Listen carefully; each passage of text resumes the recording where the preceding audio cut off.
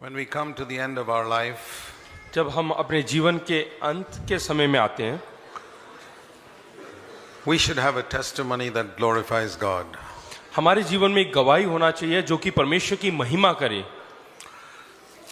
Let me give you the testimony of a 95-year-old man एक 95 वर्ष बुजुर्ग एक व्यक्ति का मैं गवाही देना चाहता हूँ who had walked with God for 65 years. जो 65 साल तक जो है परमेश्वर के संग संग चला, And that is the Apostle John.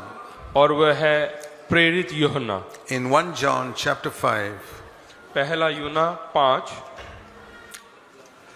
he says in verse 3, 3 पहला यूहन्ना 5 उसका 3 This is the love of God, that we keep His commandments, and His commandments are not burdensome. और परमेश्वर का प्रेम यह है कि हम उसकी आज्ञाओं को माने और उसकी आज्ञाएं कठिन नहीं। If you can say at the end of your life, अगर जो आप अपने जीवन के आखिर में ये कह सकते हैं, if you reach the age of 95, जब आप 95 साल के हो जाएंगे, God's commandments were never a burden. कि परमेश्वर की आज्ञाएं हैं वो बिल्कुल कठिन नहीं, They are like the wings of a bird. और वो जो है एक पंख के समान है चिड़िया के। The wings are not a burden for a bird.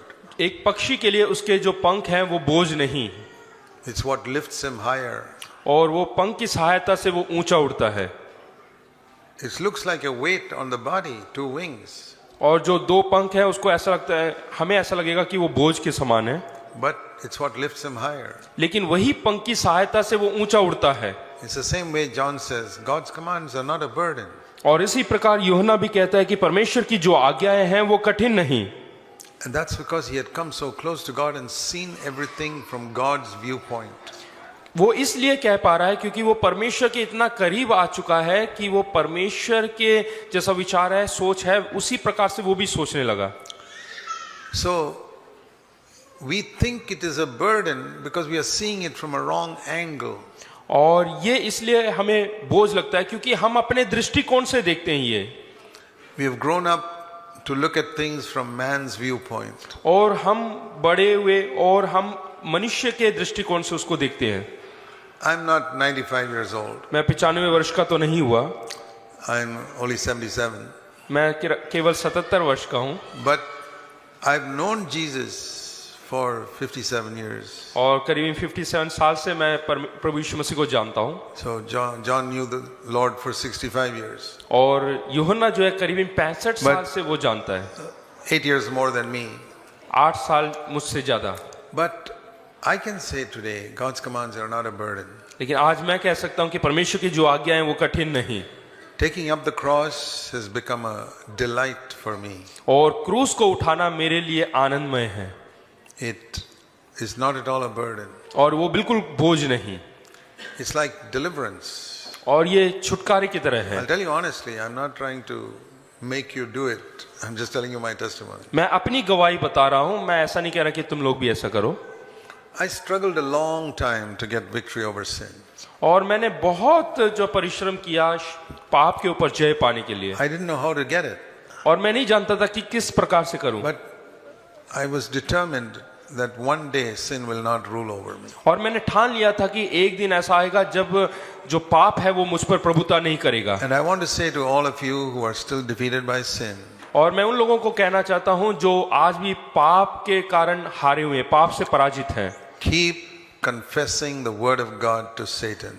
और शैतान को जो है परमेश्वर के वचन में से बोलते रहें। When Satan says to you, see, you've fallen again. जब शैतान कहेगा कि अरे देखो फिर से तुम गिर गए हो, Say, yes, I've fallen. तो बोले हाँ मैं गिर गया हूं, But one of these days, sin will not rule over me anymore. लेकिन एक दिन ऐसा आएगा जब जो पाप है वो मुझ पर प्रभुता नहीं करेगा। Now I'm still haven't come there, मैं अभी उस स्तर तक नहीं पहुंचा हूं, but I'm going to come there. लेकिन मैं उस स्तर पर पहुंचूंगा। It's the one who has that attitude who will one day overcome sin. ऐसा जो मनोभाव रखते हैं कि एक दिन हम जयवंत होंगे, Who will confess the word of God and not his own defeat. जो अपने मुंह से परमेश्वर की वचन की घोषणा करता है, ना कि अपने पराजय के बारे में। You don't have to pretend that you got victory. आपको दिखावा करने की जरूरत नहीं कि आप जय पाए हुए व्यक्ति That हो। will be hypocrisy. I never encourage anybody to do that. कभी भी मैं उस चीज को जो प्रोत्साहित नहीं करता कि कपटीपन दिखाना या ढोंगीपन। But don't confess defeat. लेकिन पराजय को अपने मुंह से घोषणा ना करें। Confess your hope. जो आशा आपके जीवन में है उसकी घोषणा करें। This is not yet true, but I will get it. अभी तक ये यथार्थ में सच्चाई में नहीं हुआ, लेकिन एक दिन होगा। I still feel some of his commandments are a burden, but it will not be like that forever. और मुझे ऐसा अभी भी लगता है कि कई उसकी आज्ञाएं कठिन हैं, लेकिन एक दिन ऐसा नहीं होगा, वो बिल्कुल हल्का हो So जाएगा। this is the testimony of the Apostle John. और ये गवाही है प्रेरित पौलुस का और प्रेरित यूहन्ना का। In the previous verse it says, by this we know that we love the children of God, when we love God and observe his commandments. Verse 2. और 2 में लिखा है कि इससे हम जानते हैं कि उसके कि परमेश्वर की संतानों से प्रेम रखते हैं। See, to love God's children can sometimes be a burden for some people. और परमेश्वर के संतानों से प्रेम रखना कई बार लोगों को बोझ लगता है, कठिन लगता है। We love a few of our favorites. और जो हमारे पसंदीदा लोग हैं उनसे हम प्रेम करते हैं। Jesus tells us to love all of his children. लेकिन परमेश्वर ने बोला कि सबसे प्रेम करो। You don't have to agree with them. आपको उससे सहमत होने की जरूरत नहीं, You don't have to do so many things for them. और उनके लिए बहुत सारी चीजें करने की जरूरत नहीं। God has not permitted me to hate anyone. लेकिन परमेश्वर ने कभी अनुमति नहीं दिया किसी से नफरत करने के लिए। I remember the testimony of a very godly older brother. मैं एक व्यक्ति की गवाही जानता हूं जो कि बहुत बुजुर्ग थे। He says, in my early days, I tried to love, but I hated so many of God's people.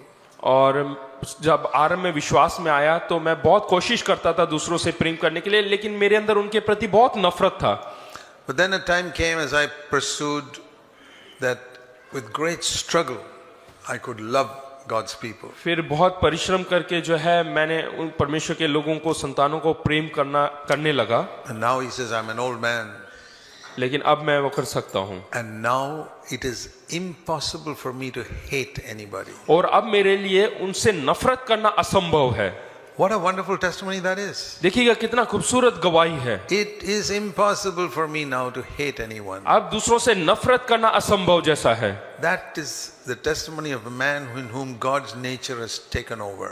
और ये उस व्यक्ति के द्वारा संभव है जिसके अंदर परमेश्वर का स्वभाव आ जाता है। Isn't it wonderful to be able to give a testimony like that? क्या खूबसूरत बात नहीं है ऐसी एक गवाही देना। Different things written in God's word have become true in my life. और भिन्न भिन्न बातें परमेश्वर के वचन में लिखा है और वो हमारे जीवन में पूरा होता है, सच बनता है। You should be able to testify to such things as you grow older more and more. और जैसे आप परमेश्वर के और करीब आते हैं तो ऐसी गवाही हमें देना चाहिए। Because all these things written in God's word are true. क्योंकि ये जो सब बातें लिखी हैं परमेश्वर के वचन में, ये सब सच्चाई है। I was defeated by anger. और क्रोध के कारण मैं पराजित हो I गया, didn't have control over my thought life. और जो मेरे सोच विचार हैं उसके ऊपर मेरा नियंत्रण नहीं था। But over a period of time, God set me free. लेकिन जैसे समय बीतता गया परमेश्वर ने मुझे इन सब से मुक्त किया। I used to say, Jesus has given me victory, that I've got victory over sin. और मैं ऐसा कहता हूं कि मैं उस पाप के ऊपर मैंने जय पाया। And the Lord said, don't say it like that. फिर प्रभु ने कहा कि ऐसा ना कहो, Say, Jesus keeps me from falling. और ऐसे बोलो कि प्रभु यीशु मसीह मुझे गिरने से संभालता है। It's better to say it like that than to say, I got victory over sin. मैंने जय पाया है पाप के ऊपर, इससे बेहतर है कि प्रभु यीशु मसीह ने मुझे संभाल कर रखा बोलना। See Romans chapter 8. Romeo 8। Romans 8 is a description of new covenant life. और नई वाचा का जो जीवन है उसके बारे में यहाँ पे समझाया गया है। The first thing in the new covenant life is there is no condemnation if you are in Christ. और पहली बात यह है कि जो कोई मसीह में है उनके ऊपर दंड किया गया नहीं। Do you ever condemn yourself? क्या आप अपने आप को दोषी ठहराते हैं? There is no condemnation in Christ. हाँ, प्रभु यीशु में जो है उनके ऊपर दंड किया गया You नहीं। must believe that when you have confessed your sin to Jesus, He has forgiven you. आपको ये विश्वास करना है कि जैसे ही आपने अपने पापों के बारे में प्रभु यीशु मसीह के सामने अंगीकार किया तो उसने सब क्षमा कर दिया। He doesn't take time to forgive you, He forgives immediately. और उसको समय नहीं लगता क्षमा करने के लिए, उसी समय वो क्षमा कर देता है। And not only forgives, ना केवल वो क्षमा करता है, it's very important for you to know the meaning of justified. और वो हमें जो है Romans 5:1. Read Romans 5:1. We are justified by. हाँ, वो faith. हमें धर्मी ठहराता है, He has declared us righteous. वो हमें जो है धर्मी ठहराता है। That means as if I had never sinned in my life. इसका अर्थ यह है कि मैंने कभी पाप ही नहीं किया, I have done many sins, और मेरे पाप हैं, but the blood of Jesus Christ has not only forgiven me. लेकिन जो प्रभु यीशु मसीह का लहू है उसने ना केवल मुझे क्षमा किया, Romans 5:9 says that blood has justified me. और वो बोलता है कि 9 में लिखा हुआ है कि लहू, प्रभु यीशु मसीह का लहू, उसके कारण हम धर्मी ठहरते हैं। What is the difference between the blood of Jesus cleansing me and the blood of Jesus justifying me? और इसका अर्थ क्या है कि प्रभु यीशु मसीह का लहू मुझे साफ करता है धोकर, और प्रभु यीशु मसीह का लहू मुझे धर्मी बनाता है। To be forgiven and cleansed is a wonderful thing. और क्षमा करना और साफ करना ये बहुत ही अच्छी बात है, But more than that, लेकिन उन सब से भी बढ़कर that God looks at me as if I never sinned in my whole life. और परमेश्वर मेरी ओर इस प्रकार से देखता है जैसे कि मैंने जीवन काल में कभी पाप ही नहीं किया, That is justified. और यही है धर्मी बनाना। Just as if I had never sinned. ऐसा कि जैसे कभी मैंने पाप ही नहीं किया। Doesn't that give us great boldness when we come to God? क्या हमें ये साहस नहीं था जब हम परमेश्वर के पास जाते हैं? No condemnation. कोई दोष नहीं। The devil is a master at condemning us. और जो शैतान है वो सबसे बड़ा उस्ताद है हमारे ऊपर दोष लगाने में। He's called the accuser of the brethren. और वो भाइयों का दोष लगाने वाला कहा गया He says, है। don't you remember 25 years ago you did this? क्या आप नहीं जानते 25 साल पहले इसने ये किया? Oh, nobody knows it, but I know, the devil says. हाँ, शैतान कहता है कि कोई नहीं जानता लेकिन मैं And जानता you हूँ, know that you did it. और हम जानते हैं कि वो किया है। And the devil tells you, you know that you did it. और शैतान कहता है कि तुम जानते हो तुमने किया है, And you know that you did it. और हम जानते हैं हमने किया है। And you bow your head and say, oh, I did a terrible thing. और तब हम सर हिलाते हैं और बोलते हैं हाँ मैंने ये बहुत बुरा किया। But did you confess it to the Lord? क्या आपने प्रभु यीशु मसीह के सामने स्वीकार किया, अंगीकार किया? 1 John 1:9 says, if we confess our sins, He is faithful and just to forgive us. और पहला यूहन्ना पहला अध्याय उसका 9 में कहता है कि वो वफादार है अगर जो हम अंगीकार करते हैं तो उसको क्षमा करने And के to लिए, cleanse us from all unrighteousness. और सब अधर्मिकता से वो हमें दूर करता है। 1 John 1:7 says, if we walk in the light, the blood of Jesus cleanses us from all sin. और पहला यूहन्ना 1 उसके साथ में कहता है अगर जो हम ज्योति में चलते हैं तो हमारे सारे पापों को क्षमा करता है, शुद्ध करता है। Okay, what does it mean to come into the light? और इसका अर्थ क्या है ज्योति में चलने का? To come into the light does not mean that we are holy. और ज्योति में आने का अर्थ ये नहीं कि हम पवित्र हैं, We need to understand that. हमें समझना जरूरी है। When we come to the light, the blood of Jesus cleanses us from all sin. जब हम ज्योति में आते हैं तो प्रभु यीशु मसीह का लहू हमें So we हमारे सारे पापों से शुद्ध करता We है। need to understand that. वो समझना जरूरी है। Okay, let's turn to John's Gospel chapter 3. यूहन्ना का रचित सुसमाचार 3 अध्याय, John chapter 3. यूहन्ना 3। See, don't get discouraged if you don't know all these verses. अगर जो आपको ये सब वचन नहीं याद है तो आप निराश ना माने। The Bible says Christ has appointed apostles, prophets, teachers in the church. और प्रभु यीशु मसीह ने कहा है कि प्रभु ने जो है नियुक्त किए हैं भविष्यवक्ताओं को, प्रचारकों को, शिक्षा देने वाले शिक्षकों को। Okay.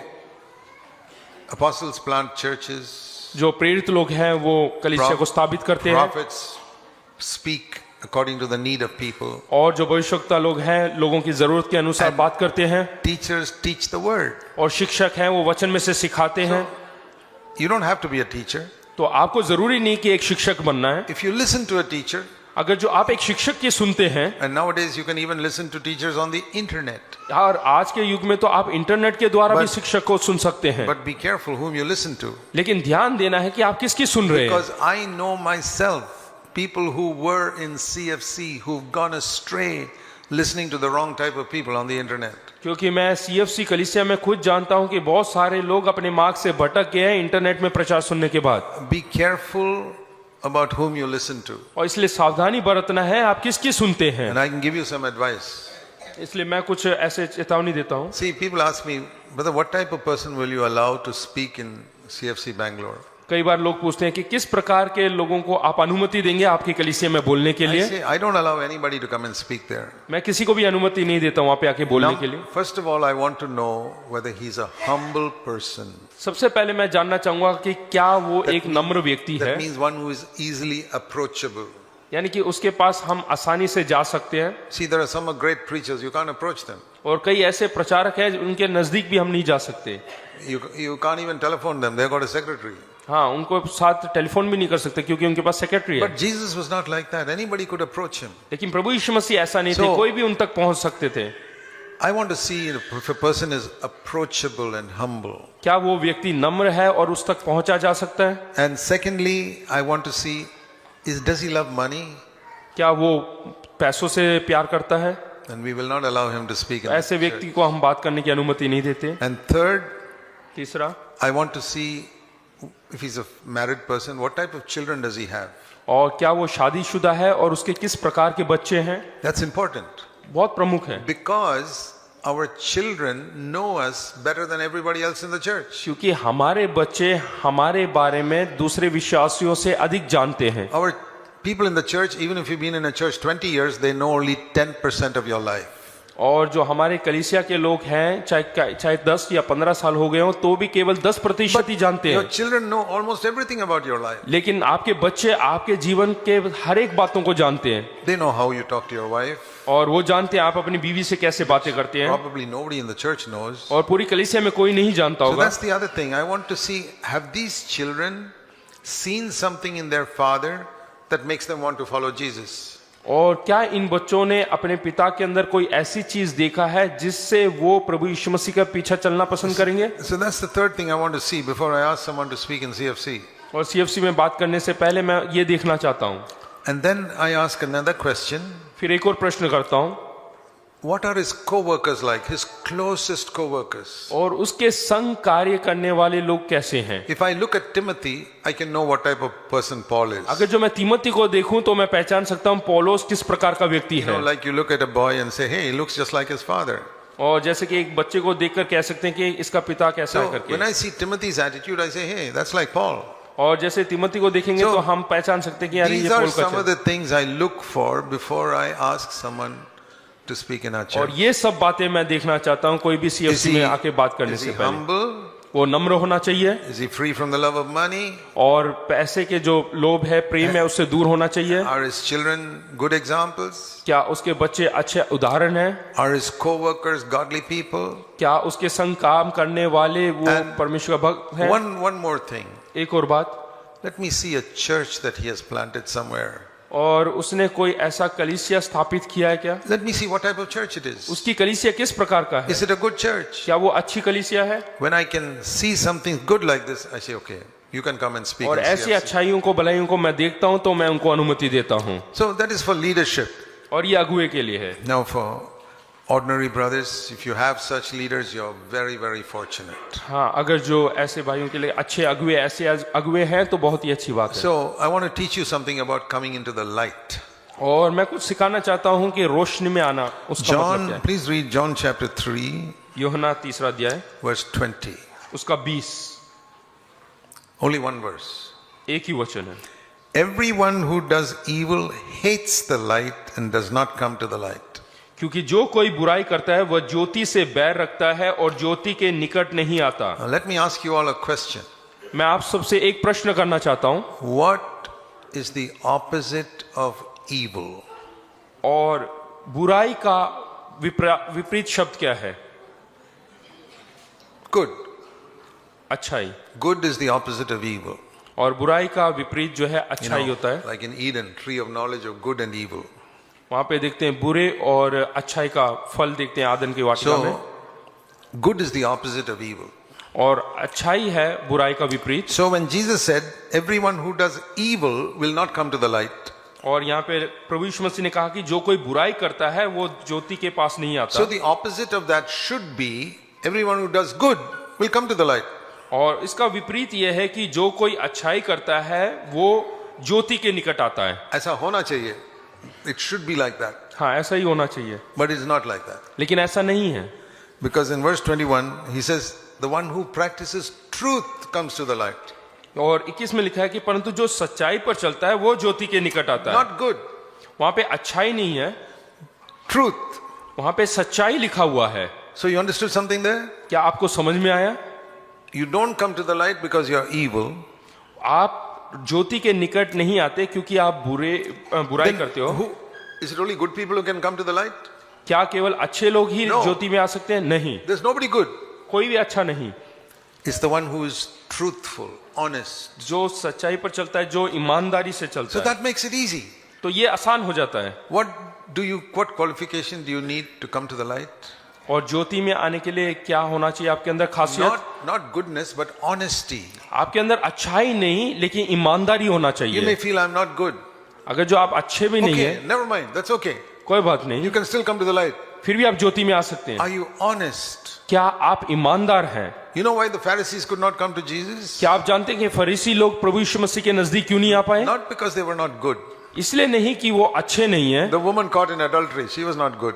और जो व्यभिचार में पकड़ी गई वो अच्छी नहीं थी, But she was honest. The Pharisees were not honest. लेकिन वो ईमानदार थी। लेकिन फरीसी लोग ईमानदार नहीं थे। You know, a prostitute can be honest. क्या आप जानते हैं कि एक वेश्या जो है वो वफादार हो सकती है? She can say, I'm a prostitute. That's honesty. हाँ, वो ईमानदार हो सकती है, वो बोल सकती है कि मैं एक वेश्या हूँ। Okay, you can come to the light and be cleansed. हाँ, वो ज्योति में आ सकती है। So this is a very liberating thing. और ये हमें छुटकारा देने वाली बात है। You know, people say, you people in CFC think you're good. और लोग बोलते हैं कि CFC वाले लोग सोचते हैं कि तो आप लोग No, अच्छे हैं। no. We are not good. We are honest. और नहीं, ऐसा नहीं है कि हम अच्छे हैं, हम लोग ईमानदार लोग We हैं। are trying to be honest and truthful. That's all. Not good. हम ईमानदार और सच्चाई में रहना चाहते And हैं। as we are honest, we become progressively better and better. और जैसे हम ईमानदार बने रहते हैं तो हम हर दिन बेहतर होते जाते We हैं। are not perfect. We are pressing on to perfection. हम सिद्ध नहीं है, लेकिन सिद्ध होने की कोशिश में We हैं। haven't reached the top of the mountain. We are climbing. हम अभी तक चोटी में नहीं पहुंचे, लेकिन अभी हम पहाड़ चढ़ रहे हैं। We are following Jesus who reached the top of perfection. और हम प्रभु यीशु मसीह के पीछे चल रहे हैं, जो कि बिल्कुल सिद्ध व्यक्ति थे। And Paul was also following Jesus. और पौलुस भी जो है प्रभु यीशु मसीह के पीछे And चल Paul रहे थे। said, follow me as I am following Christ. और पौलुस कहता है कि जैसे मैं प्रभु यीशु मसीह का अनुसरण किया वैसे तुम भी करो। After Paul, there have been many other people who say, follow me like I am following Paul and Christ. और पौलुस के बाद बहुत सारे और लोगों ने भी कहा, जिस प्रकार से मैं प्रभु यीशु And- मसीह का अनुसरण करता हूं वैसे तुम भी करो। You should be able to say in your life, follow me as I am following Paul or other godly men and following Christ. और आप लोग भी ऐसे ही कहना चाहिए कि मैं जैसे प्रभु यीशु मसीह का अनुसरण करता हूं वैसे तुम लोग भी करो। So it's very important to begin with no condemnation. और ये जरूरी है कि बगैर किसी दोष लगाए हमें आरंभ करना You है। cannot come into the Christian life, full Christian life, if you have keep condemnation in your life. अगर जो आप अपने आप को दोषी ठहराते रहेंगे तो आप पूर्ण तौर से मसीह जीवन नहीं जी पाएंगे। So it says in Revelation 12, और प्रकाशित वाक्य 12वां अध्याय, it says the devil, verse 10, is the accuser of the brethren who accuses them day and night. और वहां पे लिखा है कि जो भाइयों का दोष लगाने वाला है दिन रात, ये शैतान जो है। Revelation 12:10. 12 उसका 10 में लिखा हुआ है। How can you overcome this accusation? और ये जो दोष लगाते हैं उससे हम बाहर कैसे आ When सकते he हैं? says you did this 25 years ago, हाँ, वो दोष शैतान कहता है कि 25 साल पहले or तुमने ऐसा you किया did this yesterday, और कल तुमने ऐसा किया, what are you going to say? तो आप क्या कहेंगे? You can't say, no, I didn't do it. ऐसा नहीं कह सकते कि नहीं मैंने नहीं किया। You overcome him, verse 11, by the blood of Jesus Christ. और 11वें वचन में लिखा है कि तुम मेमने के लहू के कारण जो है उसके ऊपर जय पा सकते And हैं, by the word of your testimony to Satan. और अपने गवाही के वचनों के द्वारा शैतान के ऊपर जय पा सकते हैं। Many of you have given testimony in the church. कई आप में से कई लोगों ने गवाही दी है कलीसिया के अंदर। Good. अच्छी बात है। We believe in our heart and we confess with our mouth. It's very important. और बहुत प्रमुख बात है, हम अपने दिल में विश्वास करते हैं और मुंह से अंगीकार करें। You must give your testimony in the church. और कलीसिया में आपको अपनी गवाही देना है। But here it is speaking about giving our testimony to Satan.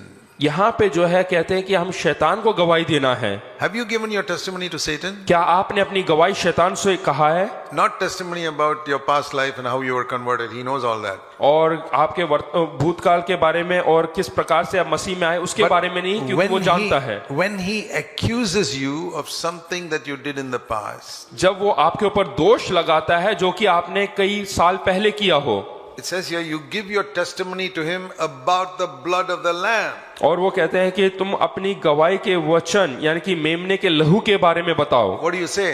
तो वो क्या लिखा हुआ है? Satan, हे शैतान, blood of Jesus Christ has cleansed me. प्रभु यीशु मसीह के लहू ने मुझे शुद्ध कर दिया है।